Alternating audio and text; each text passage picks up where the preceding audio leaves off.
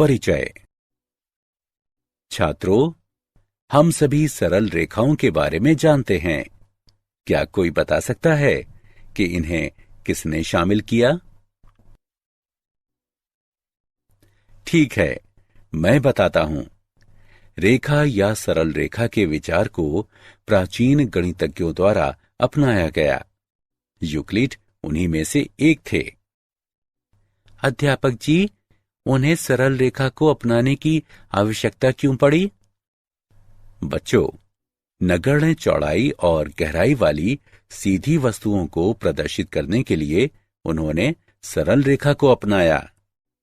Euclid ने एक रेखा को लंबाई कम चौड़ाई के रूप में परिभाषित किया और आधारभूत गुणधर्मों के रूप में ऐसे कई सिद्धांत प्रस्तुत किए जो सिद्ध नहीं हो पाए, जिनसे उन्होंने ज्यामिति की रचना की। क्या आपको पता है कि हम उस ज्यामिति को क्या कहते हैं? यूक्लिड ज्यामिति।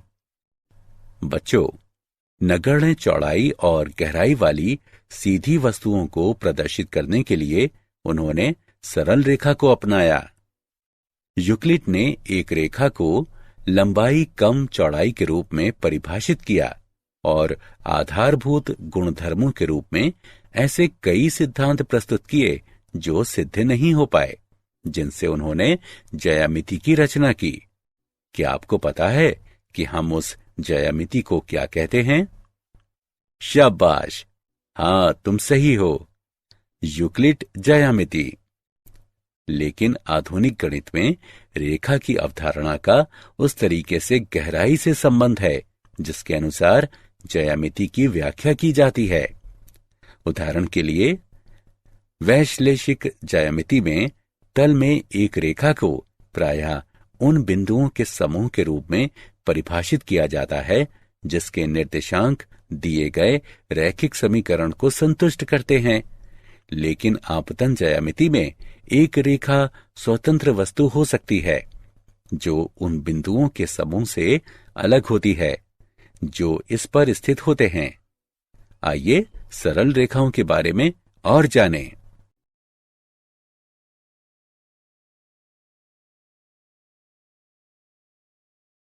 उद्देश्य।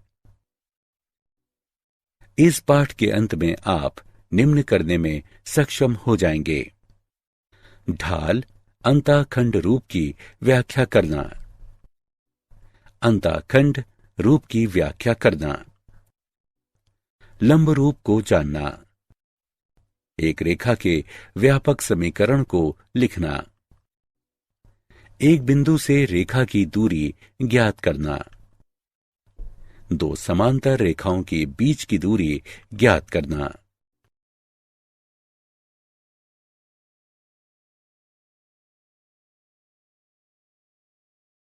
ढाल अंतःखंड रूप। किसी रेखा के समीकरण को प्रदर्शित करने के लिए शायद ढाल अंतःखंड रूप का प्रयोग सबसे अधिक किया जाता है। ढाल अंतःखंड रूप के प्रयोग में समर्थ होने के लिए आपको निम्न करने की जरूरत है। एक रेखा की ढाल ज्ञात करना और रेखा का y अंतःखंड ज्ञात करना। सामान्यतः ढाल अंतःखंड रूप में निम्न सूत्र को माना जाता है। y बराबर mx जमा b, जहां m रेखा की ढाल है और b y अंतःखंड है।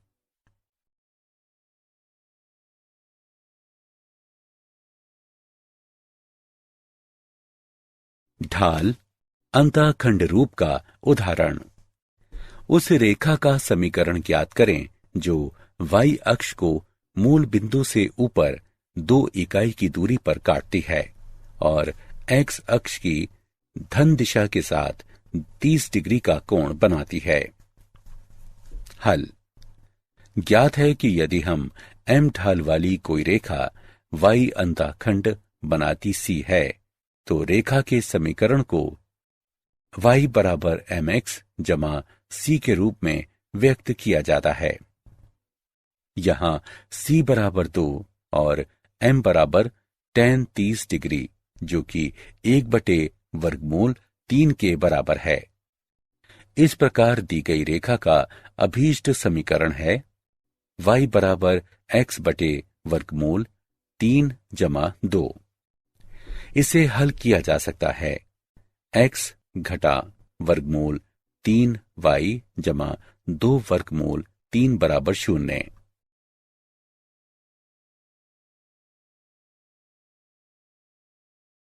अंतःखंड रूप। रेखा का अंतःखंड रूप दोनों अक्षों के अंतःखंडों पर आधारित रेखाखंड का समीकरण होता है। x अक्ष और y अक्ष पर क्रमशः a और b अंतःखंड बनाने वाली रेखा का समीकरण है।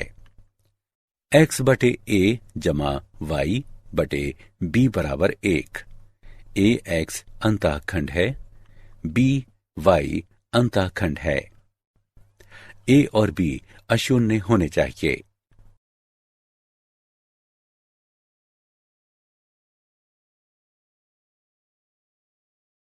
लंब रूप।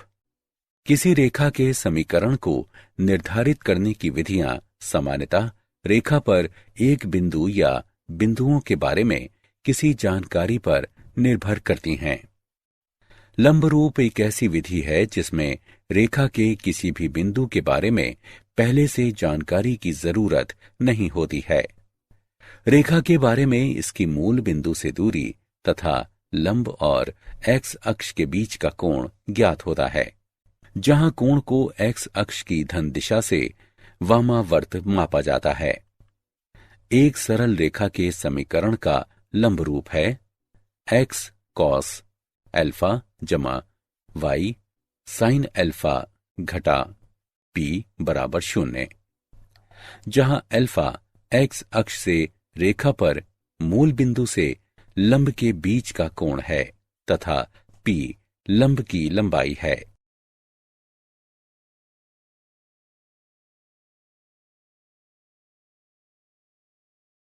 लंब रूप का उदाहरण। उस रेखा का समीकरण ज्ञात करें जो मूल बिंदु से 5 इकाई की लंबवत दूरी पर है और लंब द्वारा धन x अक्ष के साथ निर्मित कोण 30 डिग्री है। आइए इसे हल करते हैं। यदि p मूल बिंदु से रेखा पर डाले गए लंब की लंबाई है तथा ओमेगा लंब द्वारा x अक्ष की धन दिशा के साथ निर्मित कोण है, तो रेखा के समीकरण को इस प्रकार व्यक्त करते हैं x cos ओमेगा जमा y sin ओमेगा बराबर p। यहां p बराबर 5 इकाई और ओमेगा बराबर 30 डिग्री। इस प्रकार दी गई रेखा का अभीष्ट समीकरण है x cos 30 डिग्री जमा y sin 30 डिग्री बराबर 5। इसे हल किया जा सकता है x वर्गमूल 3 जमा y बराबर 10।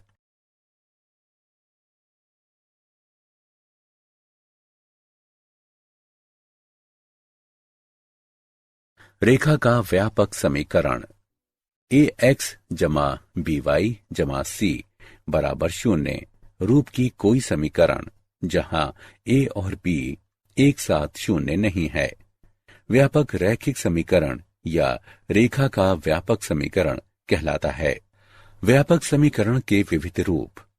ढाल अंतःखंड रूप।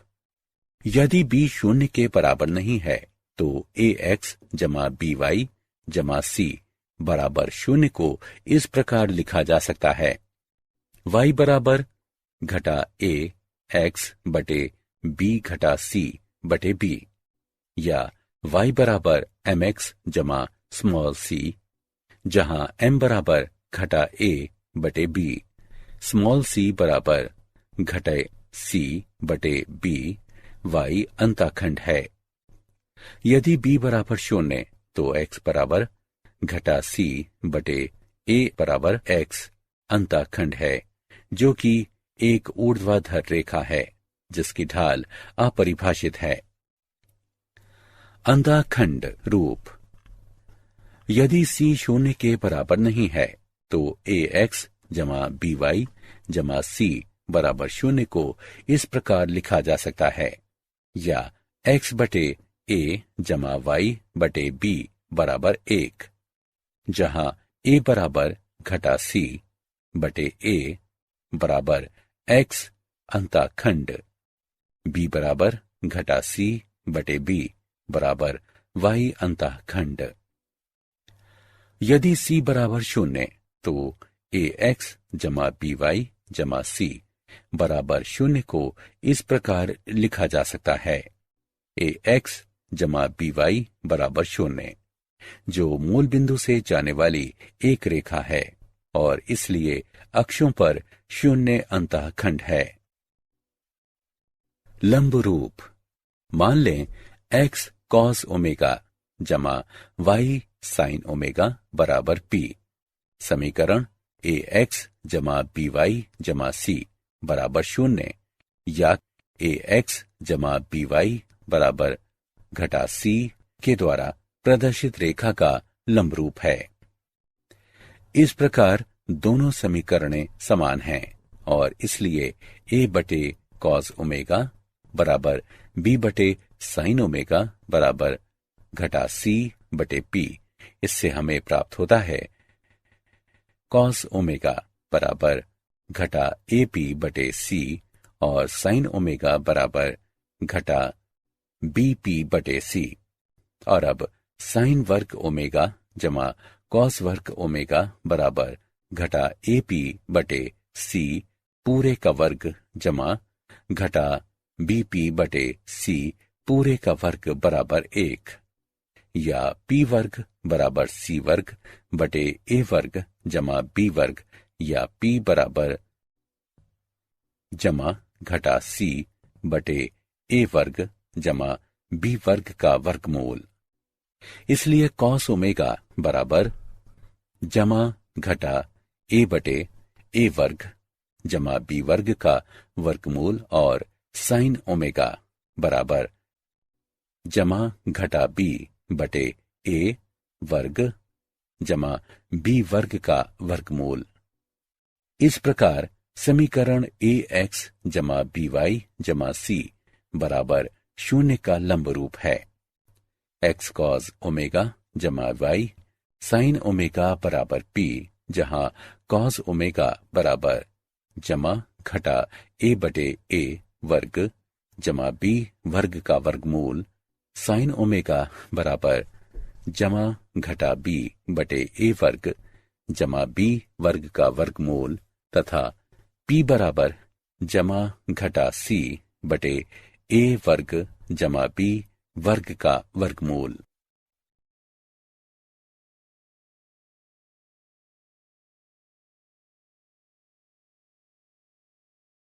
रेखा के व्यापक समीकरण का उदाहरण: 3x घटा 4y जमा 5 बराबर 0 को सभी रूपों में व्यक्त करें। हल: ढाल अंतःखंड रूप y बराबर 3 बटे 4x जमा 5 बटे 4, जहां m बराबर ढाल बराबर 3 बटे 4, c बराबर 5 बटे 4 अर्थात y अंतःखंड। अंतःखंड रूप: 3x घटा 4y बराबर घटा 5, 3x बटे घटा 5 जमा 4y बटे 5 बराबर 1, x बटे घटा 5 बटे 3 जमा y बटे 5 बटे 4 बराबर 1 अंतःखंड रूप। x अंतःखंड बराबर घटा 5 बटे 3, y अंतःखंड बराबर 5 बटे 4। लंब रूप: 3x घटा 4y बराबर घटा 5 घटा 3x जमा 4y बराबर 5, 5 से भाग करने पर घटा 3x बटे 5 जमा 4y बटे 5 बराबर 5 बटे 5 बराबर 1।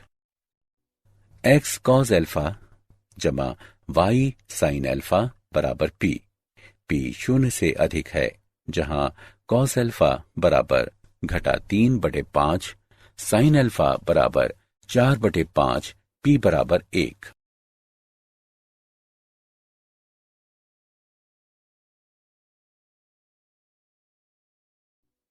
रेखा 3x घटा 4y जमा 2 बराबर 0 के समांतर और बिंदु घटा 2 3 से जाने वाली रेखा का समीकरण ज्ञात करें। हल। दी गई रेखा का समीकरण है 3x घटा 4y जमा 2 बराबर 0 या y बराबर 3x बटे 4 जमा 2 बटे 4 या y बराबर 3x बटे 4 जमा 1 बटे 2, जो y बराबर mx जमा c रूप की है। दी गई रेखा की ढाल 3 बटे 4 है। ज्ञात है कि समांतर रेखाओं की ढालें समान होती हैं, इसलिए दूसरी रेखा की ढाल है m बराबर 3 बटे 4। अब उस रेखा का समीकरण जिसकी ढाल 3 बटे 4 है और जो बिंदु घटा 2 3 से गुजरती है, 3x घटा 4y जमा 18 बराबर 0।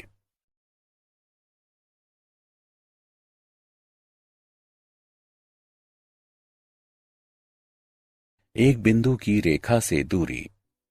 एक बिंदु की रेखा से दूरी बिंदु से रेखा पर डाले गए लंब की लंबाई होती है।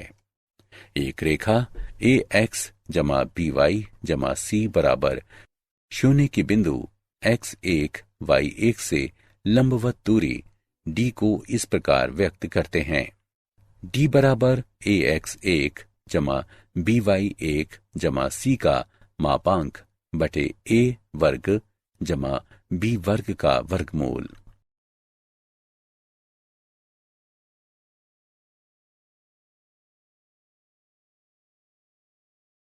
उदाहरण। बिंदु 3 घटा 5 की रेखा 3x घटा 4y घटा 26 बराबर 0 से दूरी ज्ञात करें। हल। दी गई रेखा है 3x घटा 4y घटा 26 बराबर 0। इसे 1 नाम दें। 1 की तुलना रेखा के व्यापक समीकरण ax जमा by जमा c बराबर 0 से करने पर हमें प्राप्त होता है a बराबर 3, b बराबर घटा 4 और c बराबर घटा 26। दिया गया बिंदु है x1 y1 बराबर 3 घटा 5। दिए गए बिंदु की दी गई रेखा से दूरी d 3 बटे 5 है।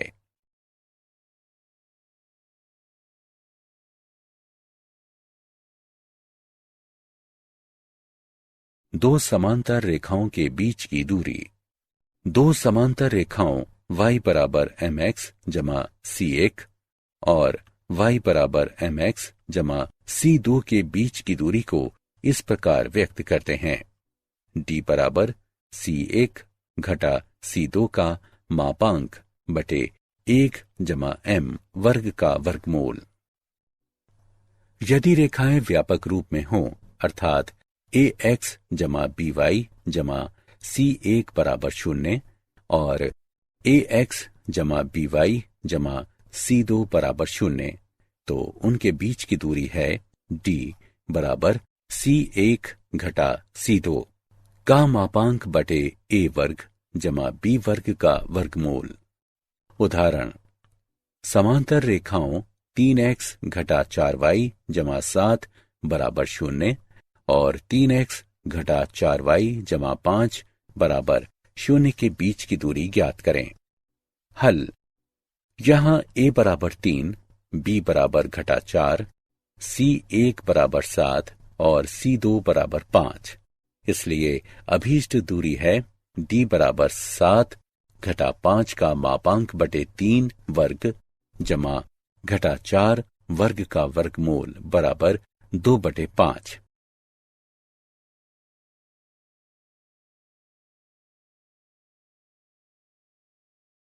क्या आप जानते हैं दो रेखाओं का प्रतिच्छेद बिंदु मान लें दो रेखाओं के समीकरण हैं a1 x जमा b1 y जमा c1 बराबर 0। इसे 1 नाम दें। और a2x जमा b2y जमा c2 बराबर 0। इसे दो नाम दें। मान लें कि ये दोनों रेखाएं एक बिंदु P x1 y1 पर प्रतिच्छेद करती हैं। तब x1 y1 दी गई समीकरणों में से प्रत्येक को संतुष्ट करता है। इसलिए a1 x1 जमा b1 y1 जमा c1 बराबर 0 और a2 x1 b2 y1 जमा c2 बराबर 0। वज्र गुणन द्वारा इन दोनों को हल करने पर हमें प्राप्त होता है।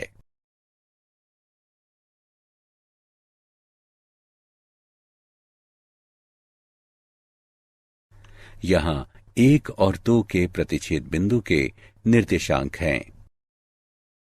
सारांश। आइए हमने जो कुछ सीखा है उसे संक्षेप में दोहराएं। एम ढाल वाली रेखा पर बिंदु x, y और y अंतःखंड C रेखा पर स्थित होते हैं यदि और केवल यदि y बराबर mx जमा c हो। यदि m ढाल वाली एक रेखा x अंतःखंड D बनाती है तो रेखा का समीकरण y बराबर m गुणा x घटा d होता है। x और y अक्ष पर क्रमशः a और b अंतःखंड बनाने वाली एक रेखा का समीकरण x बटे a जमा y बटे b बराबर 1 होता है। मूल बिंदु से लंब दूरी p तथा लंब और धन x अक्ष के बीच ओमेगा कोण वाली रेखा के समीकरण को x cos ओमेगा जमा y sin ओमेगा बराबर p द्वारा व्यक्त किया जाता है। ax जमा by जमा c बराबर 0 रूप का कोई समीकरण जिसमें a और b एक साथ 0 न हो व्यापक रैखिक समीकरण या एक रेखा का व्यापक समीकरण कहलाता है।